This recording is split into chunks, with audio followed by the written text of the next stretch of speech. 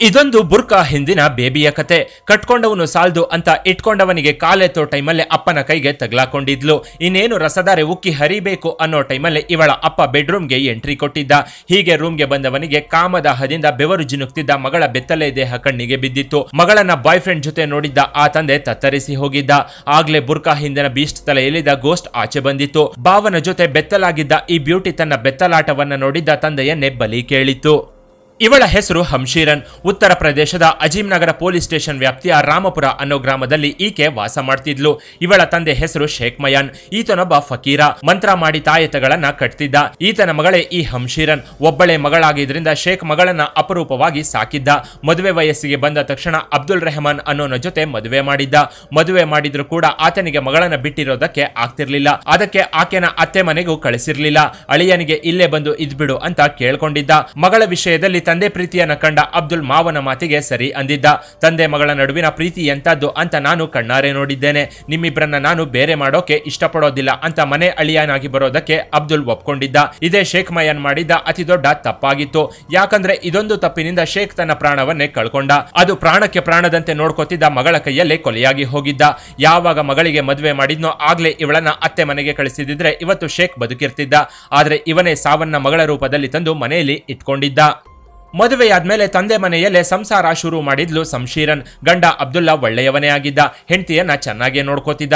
ಒಂದು ಕಡೆ ಗಂಡ, ಇನ್ನೊಂದ್ ಕಡೆ ಅಪ್ಪ. ಇಬ್ರು ಎರಡು ಕಣ್ಣಿನ ರೆಪ್ಪೆಗಳ ಹಾಗೆ ಇವಳನ್ನ ನೋಡ್ಕೋತಿದ್ರು. ಆಕೆ ಕೂಡ ಇಬ್ರನ್ನ ಚೆನ್ನಾಗೇ ನೋಡ್ಕೋತಿದ್ಲು. ಮನೆಯಲ್ಲಿ ಎಲ್ಲವೂ ಚೆನ್ನಾಗೇ ಇತ್ತು. ಹೀಗೆ ವರ್ಷಗಳು ಕಳೀತಿದ್ದಂತೆ ಸಂಶೀರನ್ 6 ಮಕ್ಕಳ ತಾಯಿಯಾಗಿದ್ಲು. ಸುಖ ಸಂಸಾರದ ಸೂತ್ರವನ್ನ ಇಬ್ರು ಚೆನ್ನಾಗೆ ಫಾಲೋ ಮಾಡಿದ್ರು ಅಥವಾ ಗಂಡು ಸಂತಾನಕ್ಕೆ ಅಂತ ಭತ್ತವನ್ನ ನಾಟಿ ಮಾಡೋ ಹಾಗೆ ಮಾಡಿದ್ರು ಗೊತ್ತಿಲ್ಲ. ಒಟ್ಟಾರೆ ಸಂಶೀರನ್ ಹಾಗೂ ಅಬ್ದುಲ್ಲಾ ಅರ್ಧ ಡಜನ್ ಹೆಣ್ಣು ಮಕ್ಕಳಿಗೆ ತಂದೆ ತಾಯಿ ಆಗಿದ್ರು. ಹೆಂಡತಿ 6 ಮಕ್ಕಳ ತಾಯಿಯಾದ್ರೂ ಅಬ್ದುಲ್ಗೆ ಆಕೆ ಮೇಲಿದ್ದ ಪ್ರೀತಿ ಕಡಿಮೆಯಾಗಿರ್ಲಿಲ್ಲ. ಇಲ್ಲಿವರೆಗೂ ಎಲ್ಲ ಚೆನ್ನಾಗೇ ಇತ್ತು. 6 ಮಕ್ಕಳನ್ನ ಕೊಟ್ಟಿದ್ದ ಸಂಶೀರನ್ ಗಂಡ 7ನೇಯದಕ್ಕೆ ಸುಸ್ತಾಗಿದ್ದ. ಗಂಡನ ದೇಹದಲ್ಲಿದ್ದ ಕಾಮನಾಡಿಗಳು ಸಡಿಲವಾಗಿದ್ರಿಂದ ಸಂಶೀರನ್ ಕಾಮನಾಡಿಗಳು ಕುಣಿದಾಡೋದಕ್ಕೆ ಶುರುವಾಗಿದ್ವು. ಇದೇ ಟೈಮಲ್ಲಿ ಸಂಶೀರನ್ ಬಾಳಲ್ಲಿ ಆಕೆಯ ಭಾವ ಗುಡ್ಡು ಅನ್ನೋನು ಎಂಟ್ರಿ ಕೊಟ್ಟಿದ್ದ. ಇಲ್ಲಿಂದ ಸಂಶೀರನ್ ಬುರ್ಕಾ ಹಿಂದಿನ ಕಾಮಿನಿ ಆಚೆ ಬರೋದಕ್ಕೆ ಶುರು ಮಾಡಿದ್ಲು. ಭಾವನನ್ನ ನೋಡಿದಾಗ್ಲೆಲ್ಲ ಇವಳ ಮೈಯಲ್ಲಿದ್ದ ಕಾಮವು ಜ್ವಾಲಾಮುಖಿಯಂತೆ ಸಿಡಿದೇಳ್ತಿತ್ತು. ಗುಡ್ಡು ಸಂಶೀರನ್ಗೆ ದೂರದ ಸಂಬಂಧಿಯಾಗಿದ್ದ. ಆಕೆ ಮದುವೆ ಆಗೋವರೆಗೂ ಆತನ ಪರಿಚಯವೇ ಇವಳಿಗಿರ್ಲಿಲ್ಲ. ಮದುವೆ ನಂತರ ಇಬ್ಬರಿಗೂ ಪರಿಚಯವಾಗಿತ್ತು. ಆಗಿಂದಾನೆ ಗುಡ್ಡು ಮೇಲೆ ಸಂಶೀರನ್ಗೆ ಕಣ್ಣು ಬಿದ್ದಿತ್ತು. ನೋಟದಲ್ಲೇ ಭಾವನನ್ನ ಕೆಣಕಿದ್ದ ಈ ಕಾಮಿನಿ ಮೈಮಾಟಕ್ಕೆ ಗುಡ್ಡು ಗುಲ್ಡು ಆಗಿದ್ದ. ಯಾವಾಗ ಮನೆಯಲ್ಲಿ ಇಬ್ಬರೇ ಏಕಾಂತವಾದ್ರೂ ಅಂದಿನಿಂದಲೇ ಇವರ ಪ್ರೊಡಕ್ಷನ್ ನಂಬರ್ 7 ಶುರುವಾಗಿತ್ತು. ಇಬ್ಬರ ನಡುವಿನ ಅಕ್ರಮ ಸಂಬಂಧ ಗಟ್ಟಿಯಾಗಿ ಬೇರೂರ್ ಬಿಟ್ಟಿತ್ತು. ಅದು ತಂದೆಯ ಮನೆಯಲ್ಲೇ ಹೆಗ್ಗು ಸಿಗ್ಗಿಲ್ದೆ ಸಂಶೀರನ್ ಭಾವನ ಜೊತೆ ಬೆತ್ತಲಾಗ್ತಿದ್ಲು. ಅತ್ತ ಅಪ್ಪ. ಇತ್ತ ಗಂಡ ಕೆಲಸಕ್ಕೆ ಹೋಗ್ತಿದ್ದಂತೆ ಸಂಶೀರನ್ ಮನೆಗೆ ಗುಡ್ಡು ಎಂಟ್ರಿ ಕೊಟ್ಟು ಇವಳ ಗುಡಾರವನ್ನ ಮೇಲಕ್ಕೆತ್ತಿದ್ದ. ಮನೆಯಲ್ಲಿ ಯಾರೂ ಇಲ್ಲ ಅಂತ ಗೊತ್ತಾಗಿ ಮನೆಗೆ ಬರ್ತಿದ್ದ ಗುಡ್ಡು ಸಂಶೀರನ್ನ ಗುದ್ದೋಕೆ ಶುರು ಮಾಡ್ತಿದ್ದಂತೆ ಸುಖದಲ್ಲೇ ಇವಳ ಕಣ್ಣು ಕಾಮತೃಪ್ತಿಯಿಂದ ಮುಚ್ಚಿಕೊಂಡು ಬಿಡ್ತಿದ್ಲು. ಇದು ಹೀಗೆ ಮುಂದುವರ್ಕೊಂಡು ಹೋಗಿತ್ತು. ಒಂದು ದಿನ ಸಂಶೀರನ್ ಕಾಮ ಕೇಳಿ ಆಕೆಯ ತಂದೆ ಶೇಖ್ ಮಯಾನ್ ಕಣ್ಣಿಗೆ ಬಿದ್ದಿತ್ತು. ಗಂಡ ಮತ್ತೆ ಆಕೆಯ ತಂದೆ ಬೇರೆ ಬೇರೆ ಕೆಲಸದ ಮೇಲೆ ಹೊರಗೆ ಹೋಗಿದ್ರು. ಹೋಗುವಾಗ ಮಗಳಿಗೆ ನಾನು ಬರೋದು ಲೇಟ್ ಆಗುತ್ತೆ, ನೀನು ಊಟಕ್ಕೆ ಕಾಯ್ಬೇಡ ಅಂತ ಹೇಳಿ ತಂದೆ ಹೊರಗೆ ಹೋಗಿದ್ದ. ಸಿಕ್ಕಿದ್ದೆ ಚಾನ್ಸ್ ಅನ್ಕೊಂಡ ಸಂಶೀರನ್ ಬಾವ ಗುಡ್ಡುಗೆ ಕಾಲ್ ಮಾಡಿ ಮನೆಗೆ ಬಾ ಅಂದಿದ್ಲು. ಸಂಶೀರನ್ ಫೋನ್ ಕಟ್ ಮಾಡೋಕ್ಕೂ ಮೊದಲೇ ಗುಡ್ಡು ಬಂದು ಬಾಗಿಲು ತಟ್ಟಿದ್ದ. ಮಕ್ಕಳಿಗೆ ಹೊರಗೆ ಹೋಗಿ ಆಟಾಡ್ಕೊಳ್ಳಿ ಅಂತ ಹೇಳಿ ಕಳಿಸಿದ್ಲು ಸಂಶೀರನ್. ಮಕ್ಕಳು ಹೊರಗೆ ಹೋಗ್ತಿದ್ದಂತೆ ಇನ್ನು ತಡ ಮಾಡೋದು ಬೇಡ ಅಂತ ಹೇಳಿ ಗುಡ್ಡು ಜೊತೆ ಸಂಶೀರನ್ ಗುದ್ದಾಟ ಶುರು ಮಾಡಿದ್ಲು. ಇಬ್ರು ಬೆತ್ತಲಾಗಿ ಕಾಮದ ಬೆಂಕಿಯಲ್ಲಿ ಮೈ ಬಿಸಿ ಮಾಡಿಕೊಳ್ತಿದ್ರು. ಕಾಮದ ಮದ ಹತ್ತಿದ್ರಿಂದ ಇವರಿಬ್ಬರಿಗೂ ತಮ್ಮ ಸುತ್ತಮುತ್ತ ಏನ್ ನಡೀತಿದೆ ಅನ್ನೋದು ಗೊತ್ತಿರ್ಲಿಲ್ಲ. ನಾವಿಬ್ರು ಹುಟ್ಟಿದ್ದೆ ಗುದ್ದಾಡೋದಕ್ಕೆ ಅನ್ನೋ ರೀತಿ ಇಬ್ರು ಮೈ ಮರೆತು ಸುಖದ ಅಲೆಯಲ್ಲಿ ತೇಲ್ತಿದ್ರು. ಗುಡ್ಡು ಸಂಶೀರನ್ ಸ್ವರ್ಗದ ಬಾಗಿಲು ತೆಗೆದು ಅದರ ಒಳಗೆ ಎಂಟ್ರಿ ಕೊಟ್ಟಿದ್ದ. ಆಗ್ಲೇ ಬರೋದು ಸಂಜೆಯಾಗುತ್ತೆ ಅಂತ ಹೋಗಿದ್ದ ಸಂಶೀರನ್ ತಂದೆ ದಿಢೀರ್ ಅಂತ ಮನೆಗೆ ಬಂದಿದ್ದ. ಹೋದ ಕೆಲಸ ಇವತ್ತು ಆಗೋದಿಲ್ಲ ಅಂತ ಗೊತ್ತಾಗ್ತಿದ್ದಂತೆ ಶೇಖ್ ಮಯಾನ್ ಅರ್ಧ ದಾರಿಯಲ್ಲೇ ಮನೆಗೆ ವಾಪಸ್ ಬಂದಿದ್ದ. ಮನೆ ಡೋರ್ ಲಾಕ್ ಹಾಕಿದ್ರಿಂದ ಬಾಗಿಲು ತಟ್ಟಿದ್ದ ಮಯಾನ್. ಆದ್ರೆ ಎಷ್ಟು ಬಡಿದ್ರು ಬಾಗಿಲು ಮಾತ್ರ ತೆಗೆದಿರ್ಲಿಲ್ಲ. ಅಲ್ಲದೆ ಮಗಳ ಸುಳಿವು ಕೂಡ ಇರ್ಲಿಲ್ಲ. ರೂಮಲ್ಲಿ ಗುಡ್ಡು ಜೊತೆ ಗುದ್ದಾಟದಲ್ಲಿದ್ದ ಸಂಶೀರನ್ ಕಿವಿಗೆ ಬಾಗಿಲು ಬಡಿಯುವ ಸದ್ದು ಕೇಳಿಸ್ಲೇ ಇಲ್ಲ. ಬಾಗಿಲು ತಟ್ಟಿ ತಟ್ಟಿ ಸುಸ್ತಾಗಿದ್ದ ಮಯಾನ್ ಮನೆ ಹಿಂದಿನ ಬಾಗಿಲ ಹತ್ರ ಬಂದು ನೋಡಿದ್ದ. ಅದು ಲಾಕ್ ಆಗಿರ್ಲಿಲ್ಲ. ಮನೆ ಹಿಂದಿನ ಬಾಗಿಲು ತಳ್ಕೊಂಡು ಸೀದಾ ಮನೆ ಒಳಗೆ ಬಂದಿದ್ದ ಮಯಾನ್ ರೂಮ್ ಹತ್ರ ಹೋಗಿ ನಿಂತು ನೋಡ್ತಿದ್ದಂತೆ ಮಗಳ ಬೆತ್ತಲಾಟ ಅವನ ಕಣ್ಣಿಗೆ ಬಿದ್ದಿತ್ತು.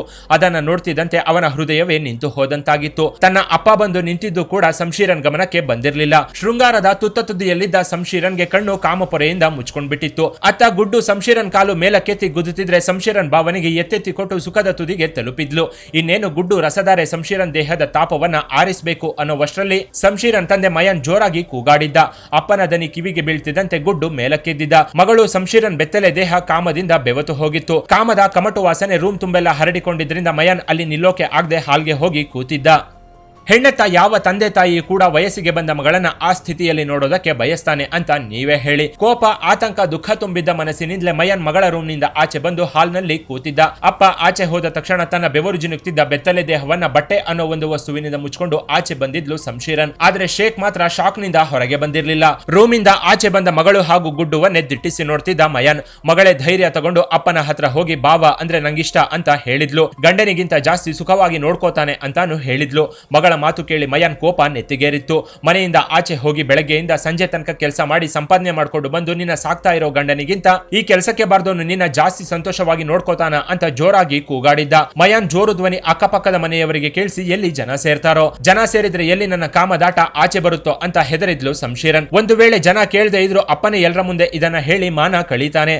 ನಮ್ಮ ಸಂಬಂಧಿಕರಲ್ಲಿ ಯಾರಾದ್ರೂ ಒಬ್ಬರ ಹತ್ರ ಅದು ನಮ್ಮ ವಿಷಯವನ್ನ ಹೇಳ್ತಾನೆ ಅಂತ ಶಂಶೀರನ್ ಹೆದರಿ ಹೋಗಿದ್ಲು. ನಮ್ಮ ವಿಚಾರ ಆಚೆ ಬರಬಾರ್ದು ಅಂದ್ರೆ ನಮ್ಮಪ್ಪನ ಬಾಯಿ ಮುಚ್ಚಲೇಬೇಕು ಅಂತ ಆ ಭಯದಲ್ಲಿ ಒಂದು ದುರಾಲೋಚನೆ ಮಾಡಿದ್ಲು ಶಂಶೀರನ್. ಆ ದುರಾಲೋಚನೆಯ ಮಯನ್ನನ್ನ ಕೊಲೆ ಮಾಡೋದು. ಆ ಆಲೋಚನೆ ಬರ್ತಿದ್ದಂತೆ ಅಪ್ಪ ತೋರಿಸಿದ ಎಲ್ಲ ಪ್ರೀತಿಯನ್ನ ಮರೆತಿದ್ಲು ಶಂಶೀರನ್. ಆ ಪರಿಸ್ಥಿತಿಯಲ್ಲಿ ಅಪ್ಪನ ಬಾಯಿಯನ್ನ ಮುಚ್ಚೋದು, ಆಕೆಯ ಗುದ್ದಾಟದ ಗುಟ್ಟನ್ನ ಸಮಾಧಿ ಮಾಡೋದೊಂದೇ ಅವಳ ಉದ್ದೇಶವಾಗಿತ್ತು. ಮಗಳ ಮೇಲಿನ ಸಿಟ್ಟಿಂದ ಆಕೆಯ ಮುಖ ಕೂಡ ನೋಡೋಕೆ ನಾಚಿಕೆಯಾಗಿ ತಂದೆ ಹಾಲ್ಗೆ ಬಂದು ಕೂತಿದ್ದ. ಇತ್ತ ಗುಡ್ಡು ಜೊತೆ ಸೇರಿ ಅಪ್ಪನ ಸಮಾಧಿ ಕಟ್ಟೋ ಸ್ಕೆಚ್ ಹಾಕಿದ್ಲು ಶಂಶೀರ. ಆಕೆಯ ಮಾತಿಗೆ ಗುಡ್ಡು ಕೂಡ ಓಕೆ ಅಂದಿದ್ದ. ಇನ್ ಯಾಕೆ ತಡ ಅಂತ ಒಂದು ಚಾಕು ತಗೊಂಡು ಮಯನ್ ಮುಂದೆ ಇಬ್ರು ಬಂದು ನಿಂತಿದ್ರು. ಮಗಳ ಮುಖ ನೋಡಿದ ತಂದೆ ನನ್ನ ಕಣ್ಣ ಮುಂದೆ ಯಾಕೆ ಬಂದು ನಿಂತಿದ್ದೀಯಾ ಅಂತ ಕೇಳಿದ್ದ. ಅಲ್ಲೇ ಇದ್ದ ಟವಲ್ ತಗೊಂಡು ಆತನ ಬಾಯಿಗೆ ತುರುಕಿದ್ಲು ಮಗಳು. ಇಬ್ರು ಸೇರಿ ಶೇಖ್ ಮಯನ್ ಮೇಲೆ ದಾಳಿ ಮಾಡಿ ನೋಡ್ತಿದ್ದಂತೆಯೇ ಅವನ ಕತೆ ಮುಗಿಸಿದ್ರು. ಮಯನ್ ಪರಲೋಕಕ್ಕೆ ಹೋಗ್ತಿದ್ದಂತೆ ಏನು ಆಗೇ ಇಲ್ಲ ಅನ್ನೋ ತರ ಮತ್ತೆ ಶಂಶೀರನ್ ಗುಡ್ಡು ಜೊತೆ ಗುದ್ದಾಡೋದಕ್ಕೆ ರೂಮ್ ಸೇರ್ಕೊಂಡ್ಲು. ಮಯನ್ ಬರೋದಕ್ಕೂ ಮೊದಲು ತುದಿಗೆ ಬಂದು ನಿಂತಿದ್ದ ಇವರಿಬ್ಬರ ಕಾಮ ಕೇಳಿ ಕೊನೆಗೂ ಅಂತಿಮ ಹಂತ ತಲುಪಿತ್ತು. ಇವರಿಬ್ಬರ ಕಾಮದಾಟ ಮುಗಿಯುತ್ತಿದ್ದಂತೆ ಗುಡ್ಡೂನ ಹಿಂಬಾಗಿಲಿನಿಂದ ಕಳಿಸಿ ತನ್ನ ರೂಮ್ ಸೇರ್ಕೊಂಡಿದ್ಲು ಶಂಶೀರ. ಸಂಜೆಯಾಗ್ತಿದ್ದಂತೆ ಮನೆಗೆ ಬಂದಿದ್ದ ಅಬ್ದುಲ್ಲಾ ರೂಮಲ್ಲಿ ಮಾವನ ಶವ ನೋಡಿ ಶಾಕ್ ಆಗಿದ್ದ. ಏನು ಗೊತ್ತಿಲ್ಲದೆ ಇರೋ ತರ ರೂಮ್ಗೆ ಹೋದ ಶಂಶೀರನ್ ತಂದೆಯ ಶವ ನೋಡಿ ಕಣ್ಣೀರು ಹಾಕಿ ಡ್ರಾಮಾ ಮಾಡೋದಕ್ಕೆ ಶುರು ಮಾಡಿದ್ಲು. ಯಾರೋ ನಮ್ಮ ಅಪ್ಪನನ್ನ ಕೊಂದಿದ್ದಾರೆ ಅಂತ ಕಣ್ಣೀರು ಹಾಕಿದ್ಲು. ಅದಕ್ಕೆ ಅಬ್ದುಲ್ಲಾ ನೀನು ಮನೆಯಲ್ಲೇ ಇದ್ದೆ ತಾನೆ, ನಿನಗೆ ಗೊತ್ತಾಗ್ಲಿಲ್ವಾ ಅಂತ ಪ್ರಶ್ನೆ ಮಾಡಿದ್ದ. ನಾನು ಹೊರಗೆ ಹೋಗಿದ್ದೆ, ಈಗ ತಾನೇ ಮನೆಗೆ ಬಂದಿದ್ದು, ಸುಸ್ತಾಗಿದೆ ಅಂತ ರೂಮಲ್ಲಿ ಮಲ್ಕೊಂಡಿದ್ದೆ ಅಂತ ಕತೆ ಕಟ್ಟಿದ್ಲು ಶಂಶೀರನ್. ಅದನ್ನೇ ನಿಜ ಅನ್ಕೊಂಡು ಪೊಲೀಸರಿಗೆ ಫೋನ್ ಮಾಡಿದ್ದ ಅಬ್ದುಲ್ಲಾ ನನ್ನ ಮಾವನನ್ನ ಯಾರೋ ಕೊಲೆ ಮಾಡಿದ್ದಾರೆ ಅಂತ ಹೇಳಿ ಕಂಪ್ಲೇಂಟ್ ಕೊಟ್ಟಿದ್ದ. ಫೀಲ್ಡ್ಗಿಳಿದ ಪೊಲೀಸರು ಮಯನ್ ಬಾಡಿಯನ್ನ ಪೋಸ್ಟ್ ಮಾರ್ಟಂಗೆ ಕಳಿಸಿದ್ರು. ಕೊಲೆಗಾರನ ಪತ್ತೆಗೆ ಬಲೆ ಬೀಸಿದ ಪೊಲೀಸರಿಗೆ ಮೊದಲು ಶಂಶೀರನ್ ಮೇಲೆನೆ ಡೌಟ್ ಬಂದಿತ್ತು. ಆಕೆಯ ಕಾಲ್ ಡೇಟಾ ಮತ್ತು ಮೆಸೇಜ್ಗಳನ್ನ ತೆಗೆದು ನೋಡಿದಾಗ ಗುಡ್ಡು ಜೊತೆಗಿನ ಗುದ್ದಾಟ ಬಯಲಾಗಿತ್ತು. ಇಬ್ಬರನ್ನು ಎಳ್ಕೊಂಡು ಬಂದು ಕೂರಿಸಿದಾಗ ನಡುಗುತ್ತಲೇ ಇರೋ ಸತ್ಯವನ್ನೆಲ್ಲ ಬಾಯ್ಬಿಟ್ಟಿದ್ರು. ಭಾವನ ಜೊತೆ ಬೆತ್ತಲಾಗಿದ್ದನ್ನ ನೋಡಿದ ತಂದೆ ಎಲ್ಲಿ ಈ ವಿಚಾರವನ್ನ ಬಯಲು ಮಾಡ್ತಾನೋ ಅಂತ ಹೆದರಿ ಈ ಕೆಲಸ ಮಾಡಿದ್ವಿ ಅಂತ ಇಬ್ರು ನಿಜ ಒಪ್ಕೊಂಡಿದ್ರು. ವಿಷಯ ತಿಳಿದ ಪೊಲೀಸರು ಇಬ್ರನ್ನ ಜೈಲಿಗೆ ಕಳಿಸಿದ್ರು. ಇನ್ನು ಶಂಶೀರನ್ ಬೆತ್ತಲಾಟ ತಿಳಿಯುತ್ತಿದ್ದಂತೆ ಗಂಡ ಅಬ್ದುಲ್ಲಾ ಹಾಗೂ ಇವನ ಖಾನ್ದಾನ್ ಶಾಕ್ಗೆ ಒಳಗಾಗಿತ್ತು. ಇನ್ನು ಇದೇ ರೀತಿಯ ಒಂದು ಘಟನೆ ಮೊನ್ನೆಯಷ್ಟೇ ಬೆಂಗಳೂರಿನಲ್ಲೂ ನಡೆದಿದೆ. ಜಯಲಕ್ಷ್ಮಿ ಎಂಬಾಕೆ ಹೊಂಗಸಂದ್ರದಲ್ಲಿ ನೆಲೆಸಿದ್ರು. ದಿನಸಿ ಅಂಗಡಿ ನಡೆಸುತ್ತಿದ್ದ ಈಕೆ ತನ್ನ ಮಗಳಾದ ಪವಿತ್ರ ಎಂಬಾಕೆಯನ್ನ ತನ್ನ ಸ್ವಂತ ತಮ್ಮನಿಗೆ ಕೊಟ್ಟು ಮದುವೆ ಮಾಡಿದ್ರು. ಪವಿತ್ರ ವಾಸ ಮಾಡ್ತಿದ್ದ ಬಿಲ್ಡಿಂಗ್ ನಲ್ಲೇ ಇದ್ದ ನವನೀಶ್ ಎಂಬಾತನ ಜೊತೆ ಅಕ್ರಮ ಸಂಬಂಧ ಇಟ್ಕೊಂಡಿದ್ಲು. ಇವಳಿಗೆ 27 ವರ್ಷ, ಅವನಿಗೆ 20 ವರ್ಷ. ಆದ್ರೂ ಹೆಗ್ಗು ಸಿಗ್ಗಿಲ್ದೆ ಬಾಯ್ ಫ್ರೆಂಡ್ ಜೊತೆ ಬೆತ್ತಲಾಗ್ತಿದ್ಲು ಈ ಪವಿತ್ರ. ಕಳೆದ 10 ದಿನದ ಹಿಂದೆ ತಾಯಿ ಜಯಲಕ್ಷ್ಮಿ ಮನೆಯಲ್ಲಿ ಇಲ್ಲದ ಟೈಮಲ್ಲಿ ಪವಿತ್ರ ತನ್ನ ಲವರ್ ನವನೀಶ್ನ ಮನೆಗೆ ಕರೆಸಿಕೊಂಡು ಅವನ ಜೊತೆ ಬೆತ್ತಲಾಗಿದ್ಲು. ತಾಯಿ ಮನೆಗೆ ಬಂದಾಗ ಮಗಳ ಮಂಚದಾಟ ಕಂಡು ಹೌಹಾರಿದ್ಲು. ಆಗ್ಲೇ ಈ ಇಬ್ಬರ ನಡುವಿನ ಅಕ್ರಮ ಸಂಬಂಧದ ವಿಚಾರ ಬಯಲಾಗಿತ್ತು. ಈ ವೇಳೆ ತಾಯಿ ಮಗಳ ನಡುವೆ ಗಲಾಟೆ ಶುರುವಾಗಿತ್ತು. ತನ್ನ ಅಕ್ರಮ ಸಂಬಂಧ ಎಲ್ಲಿ ಹೊರಗೆ ಬೀಳುತ್ತೋ ಅಂತ ಮಗಳೇ ಬಾಯ್ ಫ್ರೆಂಡ್ ಜೊತೆ ಸೇರಿ ತಾಯಿಯನ್ನ ಕೊಲೆ ಮಾಡಿದ್ಲು. ಇದಾದ ಮೇಲೆ ತಾಯಿ ರಕ್ತಸ್ರಾವವಾಗಿ ಸಾವನ್ನಪ್ಪಿದ್ದಾಳೆ ಅಂತ ಕತೆ ಕಟ್ಟಿದ್ಲು. ಜಯಲಕ್ಷ್ಮಿಯ ಮೃತದೇಹ ನೋಡಿ ಅನುಮಾನಗೊಂಡ ಪೊಲೀಸರು ಪೋಸ್ಟ್ ಮಾರ್ಟಂಗೆ ಕಳಿಸಿದ್ದಾಗ ಪವಿತ್ರಾಳ ಅಪವಿತ್ರ ಆಟ ಬಟಾ ಬಯಲಾಗಿತ್ತು. ಒಟ್ಟಾರೆ ಒಬ್ಬ ಮಗಳು ತನ್ನ ಬೆತ್ತಲಾಟವನ್ನ ನೋಡ್ದ ಅಂತ ತಂದೆಯನ್ನೇ ಕೊಲೆ ಮಾಡಿದ್ರೆ, ಇನ್ನೊಬ್ಬ ಮಗಳು ತನ್ನ ಶೃಂಗಾರ ಕಾವ್ಯವನ್ನ ಕಂಡ ತಾಯಿಯನ್ನೇ ಇಹಲೋಕಕ್ಕೆ ಕಳಿಸಿದ್ದಾಳೆ. ಇನ್ನು ತಮ್ಮ ಅಕ್ರಮ ಸಂಬಂಧಕ್ಕೆ ಅಡ್ಡ ಬಂದ್ರೆ ಅಪ್ಪ ಅಮ್ಮನನ್ನೇ ಕೊಲ್ತಾರೆ ಹೊರತು ಕಾಮಕ್ಕೆ ಮಾತ್ರ ಎಲ್ಲಿ ಕಡಿವಾಣ ಹಾಕೋದಿಲ್ಲ ಇಂಥ ಮಕ್ಕಳು. ಇನ್ನು ಈ ವಿಡಿಯೋ ಬಗ್ಗೆ ನಿಮ್ಮ ಅಭಿಪ್ರಾಯವನ್ನ ಕಾಮೆಂಟ್ ಮಾಡಿ. ಇನ್ನಷ್ಟು ವಿಡಿಯೋಗಳಿಗಾಗಿ ಚಾನೆಲ್ನ ವಿಸಿಟ್ ಮಾಡಿ.